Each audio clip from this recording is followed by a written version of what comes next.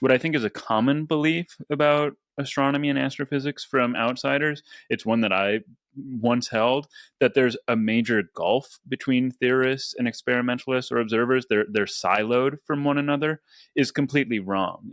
And you're in fact very closely working with theorists. You're well informed by theory, and they're very invested in what's going on with experimentation. So, for instance, Maldacena yesterday mentioned your work in Bicep and Bicep 2 when we were talking about um, the CMB and string Yeah, theory. it's certainly true. And I think I think there are multiple aspects of what you just said.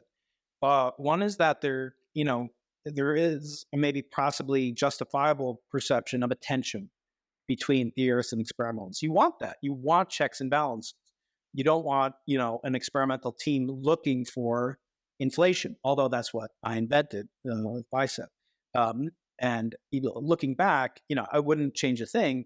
But the notion that I was going to win a Nobel Prize by detecting waves of gravity and therefore justifying inflation, that no longer has the same appeal to me, or it no longer animates me as a man, as a scientist, as a human being. I'm very curious about it. But to think that I'm going to prove this right, and then I always felt like there's a joke.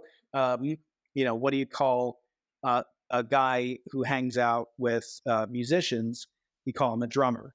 And I always thought like sometimes there's a perception in theory that the theoretical physics is the crown jewel of all of science.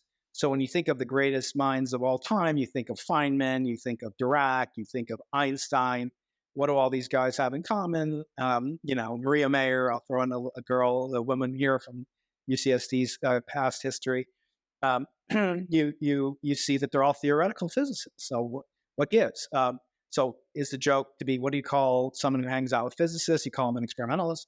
I actually think experimentalist, and what made Dickey so remarkable is that he was an experimentalist and a theorist. He made tremendous contributions to the understanding of cosmology, of particle physics, of gravity physics, and yet he was an experimentalist that built the first radar sets and Lock-in amplifiers and microwave radiometers to measure the cosmic background.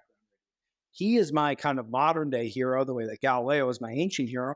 Galileo used theoretical methods and models to predict what he would see. And then he built a telescope, or he built a ramp with an inclined plane, or he built a pendulum, or he tried to build a virtual reality helmet. He did so much in experiment. And I think we need more like that because, we have joked like we don't let theorists into the lab because something always goes wrong when they come in. And some of my best friends are theorists. I love them, and I've collaborated with them. So my motto for my graduate students, if you were working in my lab, I would say you have to understand theory as well as the graduate student that you enter, UCSD with or Stanford with. But unlike him or her, your job is not to come up with new theories, but you must understand it. Otherwise, no offense intended to plumbers and electricians, but you're just quote unquote a technician. In other words, you should be doing something else that you'll get more highly remunerated for, because being a graduate student, as you know, doesn't pay very well. So why are you doing this if you're not curious about the underlying implications of the data that your instrument collects, namely what theories can it kill off? And so I always tell my students that. And I have had theoretical graduates that do theory, and they do have to come up with new theories or new analysis methodologies or phenomenology. But that's, one out of every five of my students is a theorist. So that's my philosophy, that a good physicist as an experimentalist should know theory like a good beginning graduate student in theory, but build experiments to test and prove his friends wrong. Hmm. There's a similar relationship within philosophy in that a philosopher of physics like David Albert. Well, David is a physicist, so it's a little different, but there are other physicists, I mean philosophers of physics who don't have a PhD in physics, but they need to know the physics very well if they want to sort of kill off interpretations of quantum Yeah. mechanics, for And instance. that's, I hope you'll put me in touch with David. You're talking to him again, you said, right? Yeah, yeah, yeah. So one of the things that I'd love to talk to him about, and so please don't steal this question because I would love to talk to him about it, is I've had on many times Lawrence Krauss on my podcast. And oftentimes, Lawrence and I have spoken about, topics ranging from, Judaism to the meaning of life to climate change.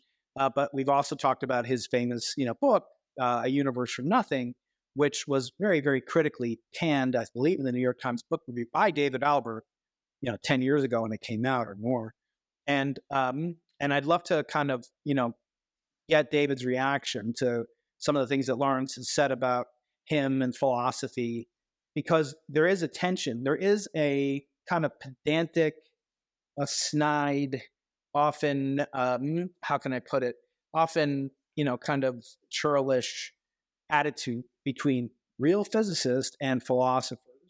And that's, philosophy has done nothing, to create new knowledge. It was useful during the time before we had electron microscopes and MRIs and 12-meter class telescopes, but it no longer is a vital source of, nobody goes and thinks about the categorical imperative and decides on how they're going to raise their kids even, so let alone, the philosophy of physics. Now, David was, of course, not merely a philosopher, as Lawrence kind of, in my opinion, slightly, tongue-in-cheek maybe, but disingenuously criticized his review of his book.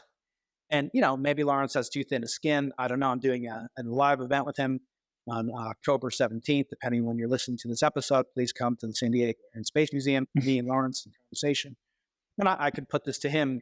Hopefully I'll talk to David before that. But there is an uneasy, relationship, but I think it's only one way, right? Correct me if I'm wrong, Robinson, but you don't look at physicists and say, oh, you guys are too materialistic. You got not material, like in terms of materialism, not like in terms of the Hermes, shirt that I'm wearing right now. But tell me, is there a corresponding, kind of a negative attitude? I don't sense there is, but I could be wrong. I am a bit distant from the philosophy of physics community, but I certainly think that there is some resentment and some belief that it's really an arbitrary and sort of wrong decision to not have foundations of physics, for instance, within a physics department. And so I think in that respect, some philosophers of physics might feel negatively about physicists because they think that they aren't sufficiently interested in important physical questions. I see. Okay.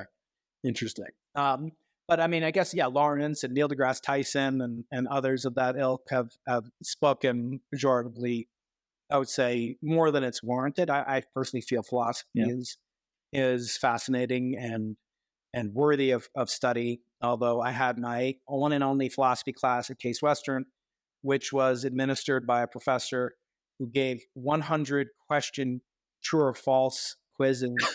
And I somehow, Robinson, managed to score like a 34% on all the midterms. I thought I was going to fail, end up getting a B. I don't know how that's possible, true and false, but it's pretty wrapped up to have philosophy tests like that. But yeah, getting back to the original thread, I think it is, kind of it may date back to my hero Galileo. Galileo used to talk about his discoveries as killing off the work of what he called, philosophers. But I think what he would say is, so he observed like the Pleiades asterism, and in it he said that this was evidence that they were made of stars and not some strange new substance, quintessence or something. And he famously said, I've thereby observed the nature or matter of the Milky Way galaxy, which has for generations vexed philosophers with their wordy claims. And but I point out, like Galileo thought of himself as a philosopher. It's called a natural philosopher. And nowadays we have modern incarnations in the form of Sean Carroll, who's a professor of natural philosophy at Johns Hopkins now. Another good person to get to know if you haven't. And so now I think we're kind of returning to the hopefully less uneasy peace that used to exist between philosophy and physics.